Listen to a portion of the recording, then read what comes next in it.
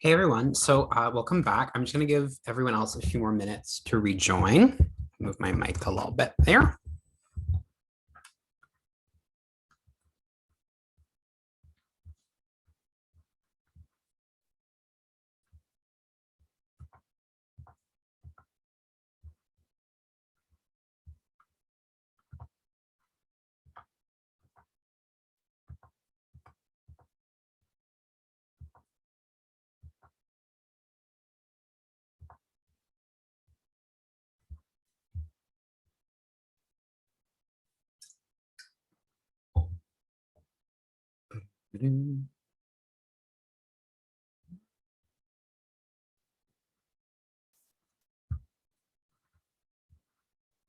Still have a few people logging on.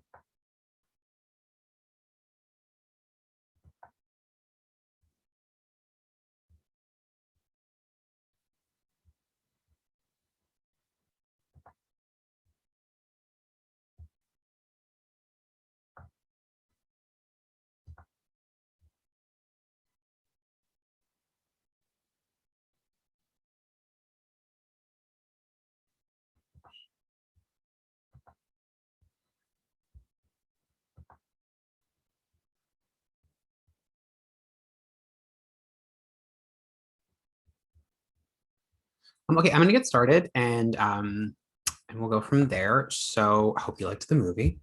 I am just going to reshare for a hot second here. Too many windows open. Great. We just watched Feminists. What were they thinking?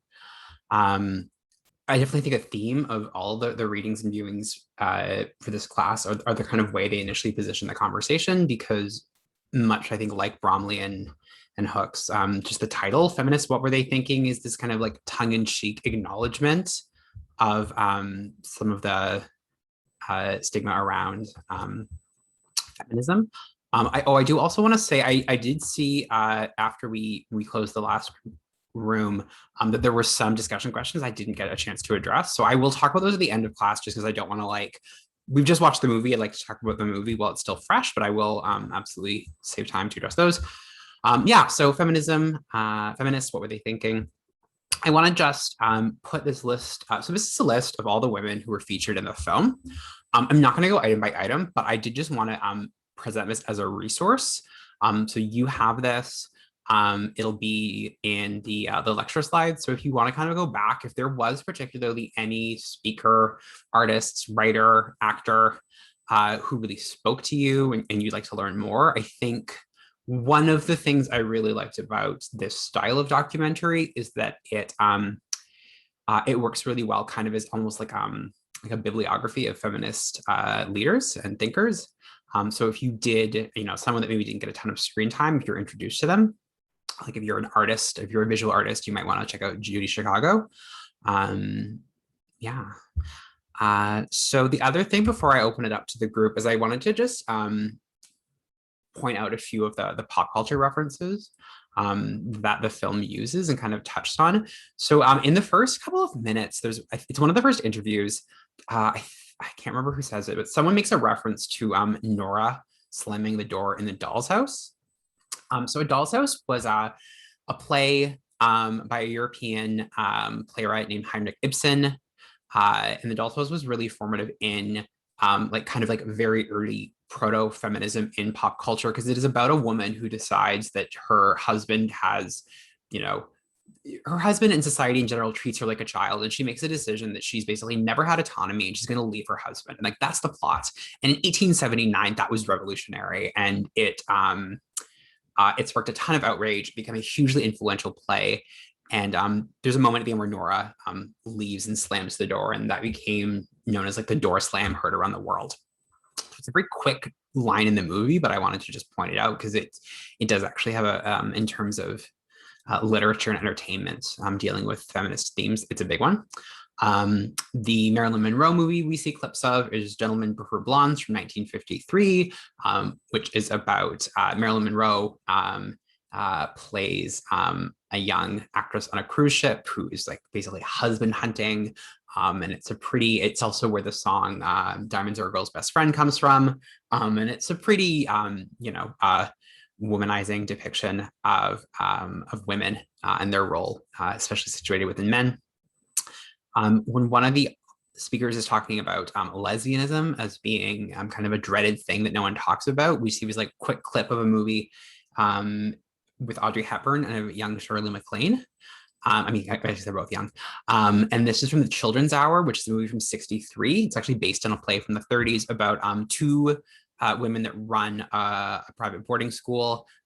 One of the children accuses one of the women of, one of the children accuses the women of being lovers. And it turns out that even though it's a total lie, Shirley MacLaine actually is secretly gay and in love with Audrey Hepburn. And at the end, Shirley MacLaine's character does kill herself off screen. And then 9 to 5, which is a film that a couple of the women talk about. And of course, it's a film from 1980 about three women who have this like horrible misogynistic boss, and it's kind of a revenge fantasy. They kidnap and forcibly imprison him and steal his identity and reform their workplace in ways that benefit the women that work there. It's a primarily female work environment. And Dolly Parton wrote a song about it that I still listen to all the time. Okay, and that's my little summary. Oh, not there yet. I'm gonna stop sharing. So I would love to just hear general thoughts about the movie, and particularly the question I asked you going in. How did the movie, if at all, kind of square with the readings you did? Did anything shift? Did it contradict anything? Did it yeah. You can say it out loud or you can type it as always.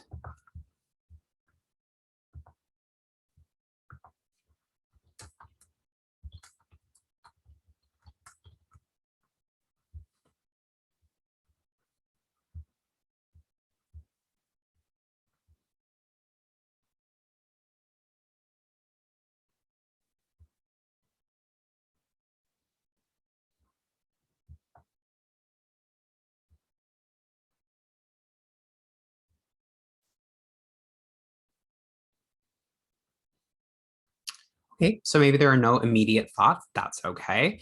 I do have kind of a more specific. Oh no, someone's yeah.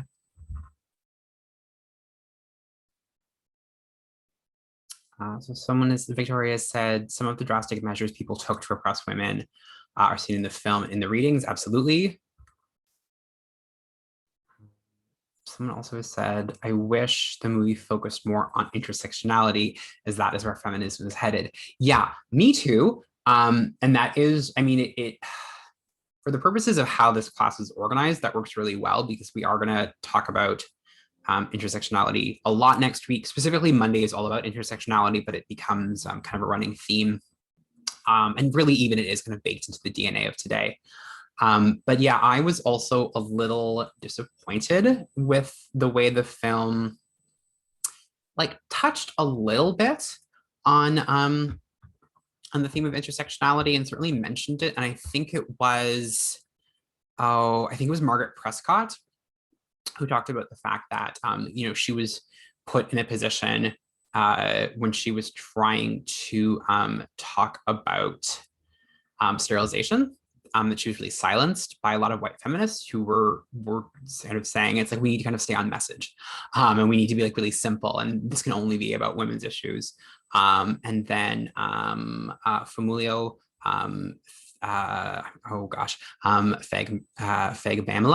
Fag talks about the fact that she really felt like she didn't have a space where she could talk about her identity and her identity as a Black woman. And in some spaces she could be Black, in some spaces she could be a woman. So those are great conversations, but the movie itself, yeah, does there are way more white women talking. All the kind of like high profile poppy white icons are white women. And intersectionality gets a little bit of screen time. It comes kind of at the end. And there's no real discussion of sexuality in a contemporary sense, really. Like we get kind of like a historical footnote. The movie is kind of a history, so I get that. But uh yeah, we kind of dip a toe in like the lesbian problem. We don't get any discussion of trans femininity and trans women's rights, which is disappointing for a movie that is so recent. And it's Netflix. Come on, Netflix.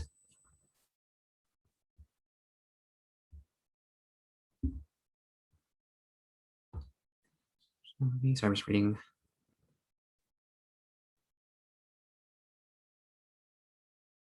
Yeah. I mean, I think one thing that makes I'm saying yeah to a thing that no one can see. Um, there's a comment here about the way privilege works in intersectionality, and part of the issue is that you know in most movements, and certainly within feminism, and early kind of second wave feminism, the issue that the most marginalized group, by kind of their very nature, have the least power and privilege, and are of smaller numbers, and therefore their issues are like easier to kind of suppress. That becomes a big part of that. Um, I would like to ask another question, and I was going to do breakout rooms, but I think maybe we'll just kind of simplify it today. And I'm going to put this in the chat so you can see it. But since we're already kind of going there organically, which I like, um, here's my question. So how or why do the following issues impact the women's right movement? And I'm thinking of it kind of in its historical context in the 60s and the 70s, but certainly we can talk about it today too. So how do these things, or why do these things impact the women's movement? Race, economics, education, reproductive health, mental health. So take a minute, and if you want to jot down some thoughts, just consider that. But if anyone has anything.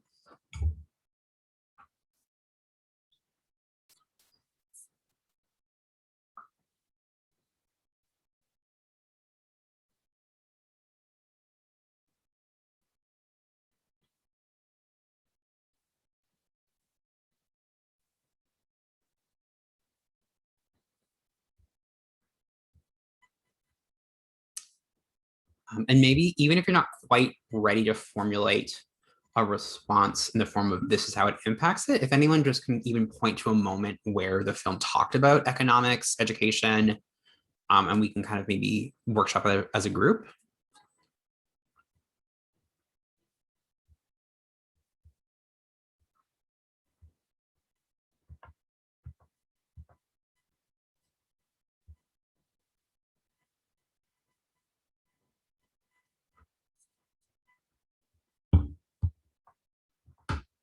Just gonna wait a minute. I'm also gonna look up a name.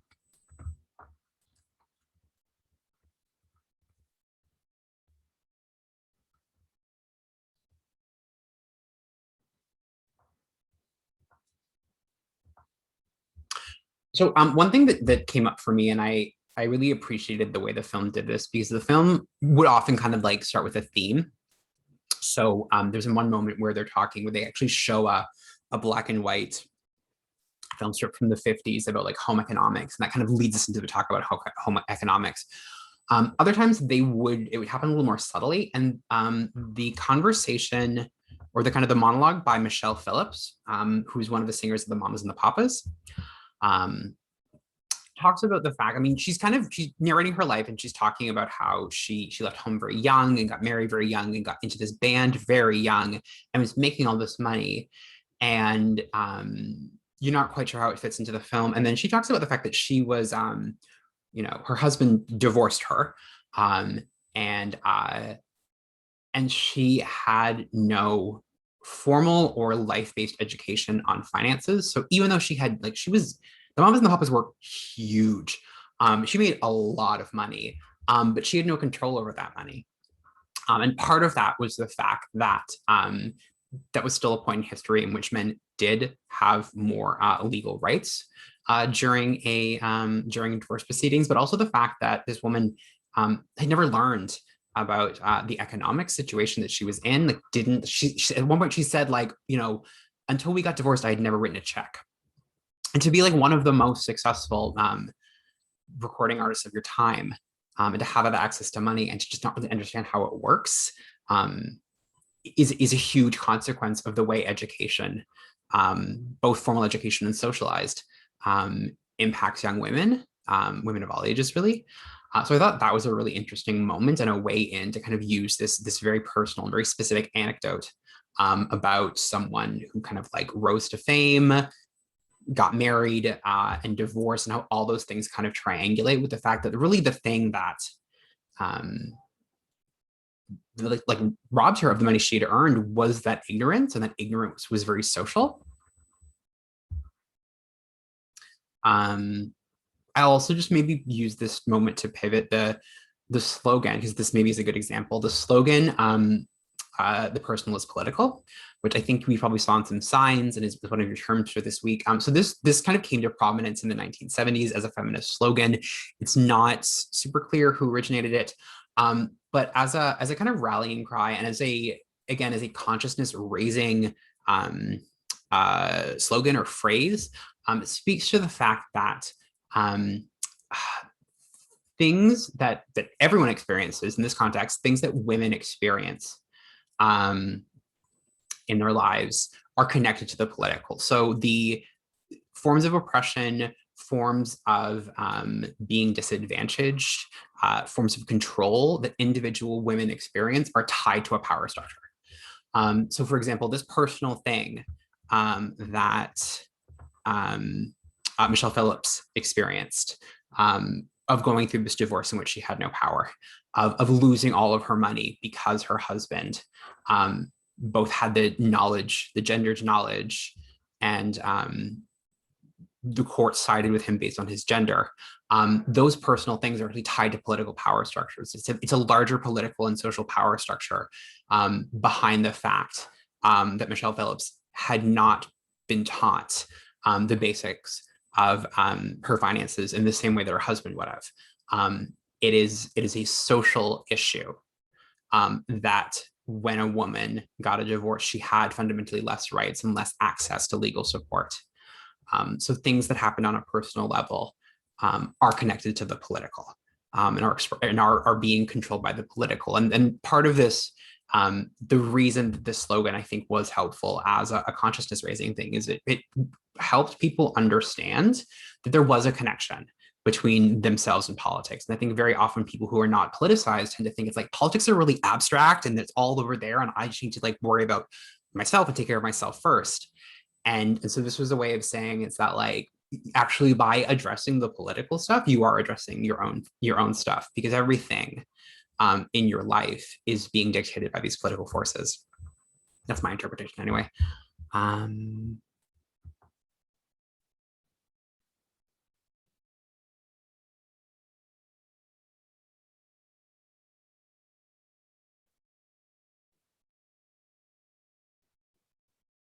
Yeah, so there's another comment from someone talking about that. I think this is referring to, like feminist spaces, and that feminist spaces, do create places to have conversations about race and gender and not see them as separate phenomenon.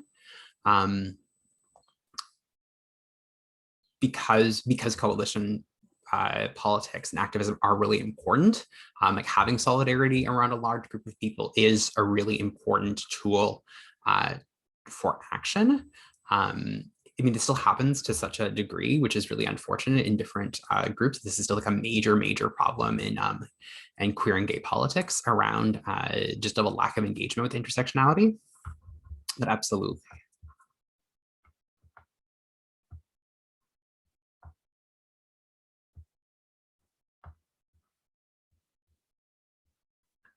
Anything else? Random stuff.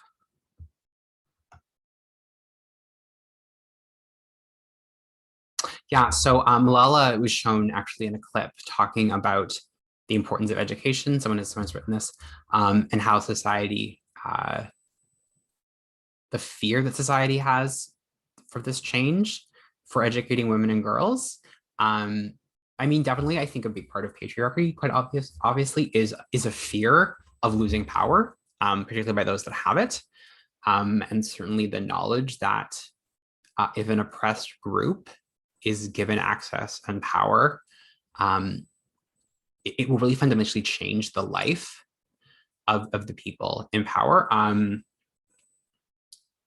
that's such like that fear of the way equality is going to affect the greater good. Like there's a meme I see a lot of the time that talks about like oppression is not a pie, or no, not oppression, not a pie. Oppression is a pie. I think it's like equity is not a pie, or rights are not a pie. Like when if someone has more, it doesn't mean you have less, and that's really true. But privilege kind of is a pie in a good way, in that like for someone who is experiencing extreme privilege, I think I showed this meme yesterday, that that equity often feels like discrimination. We're going to talk about this next week, when abolition was a big conversation, which is the end of slavery. One concern that was brought up by a lot of advocates of slavery and slave owners was the economics of it. It's like our economy relies on free labor, and how are we going to maintain our vast wealth if we have to actually pay for labor? So there's a real legitimate fear around what the world is going to look like for those in power if there are less people to oppress and marginalize. Like forcing women to always take on the role of caretakers and domestic help is essentially free labor. And that really, I think, genuinely scares a lot of people who see traditional gender roles as being foundational to their way of life. One.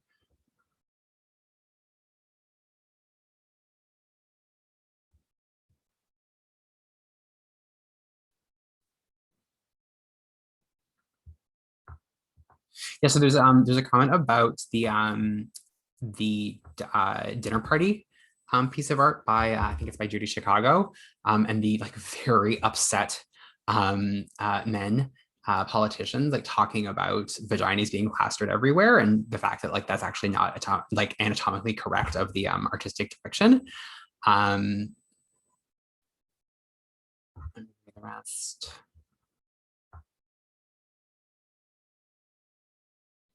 Yeah, I mean, I think also that the people in power have access to education, but don't always necessarily use it. And very often discrimination and ignorance are very strongly aligned, which is interesting when you think about like that a big part of privilege and power and patriarchy is about controlling information and education, but like intellectualism and facts are often more associated with like social change, generally speaking. I mean, intellectuals are often grouped together with kind of liberals, which is, I always think, really interesting, because so many educational institutions are conservative. So like, that's always a weird dance.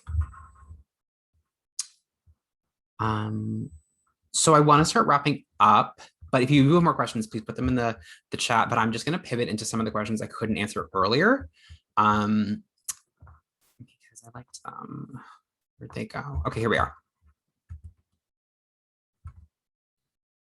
So someone pointed out in the Bromley reading that like Bromley kind of sets up that there's a real issue around the word feminism, and people have a problem with the word, and like what are the optics, the possibility of changing the word if that's the issue. So I think for me, and my reading of that is that like Bromley is correct that most people kind of balk at the word, but I think the prejudice goes a little deeper. I think Bromley's point, especially in looking at cultural amnesia, is that a lot of the things that people like when Bromley kind of talks about the values and the successes of feminism without calling it feminism, it's not only that people like them, it's that they take it for granted. And so I think part of the idea about reconciling, equality and justice with feminism is also, it's not just putting the name feminism on top of them, but also acknowledging is that these are things that actually have to be fought for and maintained. Because I think a big part of anti-feminist prejudice is this perception that like women are like getting too bent out of shape, or that like activists are like making a big deal for no reason, and that things are essentially fine. So I mean, I think, yeah, I think a problem there is not just reconciling the word itself, but also that there is essential labor in necessary in maintaining and advocating for justice. I also do think it would be kind of more than a little disrespectful to just kind of like cut ties with the name, because the history of feminism is important. And again, Bromley talks about the fact that like we've erased the contributions of past generations of feminists who've created a world that we now take for granted. I think that's important. So someone else brought, this was great. Someone asked about feminism being used to sell brands and companies and gain popularity among certain groups. That's a really interesting concept. And certainly, the idea of kind of pop feminism. And I think this probably ties into the idea of lifestyle feminism, but certainly like the first thing I think of is like the Spice Girls. This might be dating me. The Spice Girls and like the idea of girl power, which was like a late 90s, very like sugar-coated version of feminism, but it was not feminism that really aligned to any activism or that was critical of kind of any existing power systems. It wasn't even anti-sexist, really. It was just this kind of things of like, girls are powerful, girls are strong, it's good to be a girl, lipstick. And that's like it is good to be a girl, and like girls are powerful and girls are strong, but it was such an uncritical form of feminism. I think very often when like popular media, or certainly when brands are selling something, they often use like what I've called like the empowerment paradigm, where the focus is really just on like feeling good is political. And if you feel good, that's empowerment and that's close enough. And again, it's not super critical. It's a big problem I have, even though I do watch the show with RuPaul's Drag Race, is that it often kind of presents queerness. And the most important thing about kind of queer resistance and queer survival is just about feeling empowered all the time. And that doesn't actually address any of the systemic things that make people's lives harder. So yeah, I mean, I would love to hear more examples of how of products and brands that kind of like monetize feminism to sell it. But that was interesting. Let's see if there's more.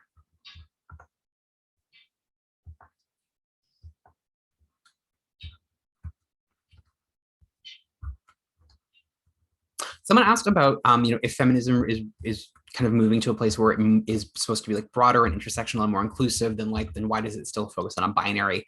And I think that's a reference to the fact that like feminism, the word, and in general the concept is still a women's movement. And that's such a fabulously complicated question. I mean, I think functionally feminism, this is a moment where I was like, how empowered am I to speak on behalf of feminism? And this is just my understanding, but the idea that the feminist movement is at its core about the experience of women in a patriarchal system. There's certainly an emergence of a feminism that is much more inclusive of trans and non-binary people. There is a lot of people who are not so much. We will talk about TERFs, which is an acronym for trans exclusive feminists. It's not great. Yeah, so I mean, I think that's really hard when a movement tries to be monolithic and tries to kind of self-identify around identity politics, because identities are very, very complicated. So I don't have a tidy answer for that. But I think a less binary focused feminism is very possible, but I also think there is a value in, because I think there's a way of thinking is like, well, why does it even have to be feminism? Can't we just like all fight for equality? And it goes back to that thing we talked about yesterday, is that when we, sometimes when we focus on differences too much, it gets very divisive. But if we ignore differences completely, we actually lose sight of the most marginalized people and of really specific issues. So I'm not pro-binary, but specificity is an important political tool. Double vision. It was a term. Okay, so in conclusion, someone did ask if the reading response is due today. It is not due today. It is due tomorrow. So just make sure that you make sure you're sending your reading response by the end of tomorrow. If you have any questions about that, the first thing I'm going to suggest is that you look at either the recording or the slides from yesterday. The first slide is an example of what to include, and then there's actually like a template that you can use to fill it out. You can watch the video; it's in the first 5 minutes. If you still have questions after that, please email me. But if you look at that first, you'll kind of know what you don't know. And as opposed to saying, what do I do? I'm going to say, look at the video and then ask me specifics. Tomorrow, we are going to be looking at, hold on, sharing the screen. Here it comes.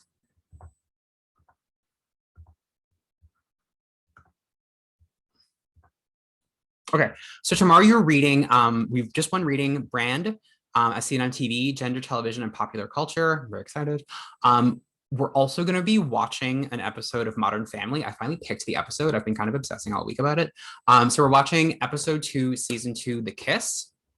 I will just say ahead of time that like part of what we're analyzing are stereotypes and tropes in media and pop culture. There are some problematic elements to Modern Family. Modern Family can frequently, despite its like supposed like modernness and inclusivity, a lot of the humor can be really problematic. There's a fair amount of not so casual and not so casual racism in the show.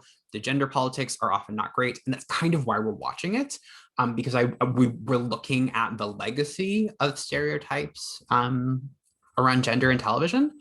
So be aware that that is coming. Again, we'll watch it in class tomorrow. If you want to watch it ahead of time, then that means you get a little break in the middle of class. Up to you. And also, your media response is due on Monday. So tomorrow we're going to talk about the media response, and we're actually using the discussion of Modern Family as kind of a sample of how to do it. Because you're going to go and you're going to pick a piece of pop culture to analyze, and you're going to do that after we've kind of done that together with Modern Family. So if you have questions now about exactly what you're doing, I'm going to ask you to just kind of like pause on that, because I think us analyzing the show together might give you a little more context for what you're doing. And I will leave time tomorrow to unpack that stuff. Okay, this has been a really long class, and I appreciate you sticking with the tour. Thank you so much for your questions. I will stick around, you know, for the next couple of minutes in case anyone does have a question. But otherwise, have a really good evening, and I will see you all tomorrow at 1.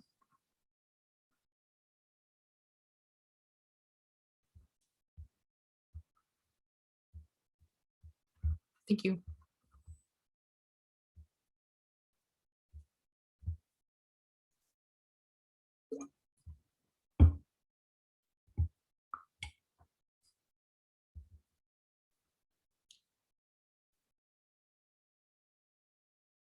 Comment.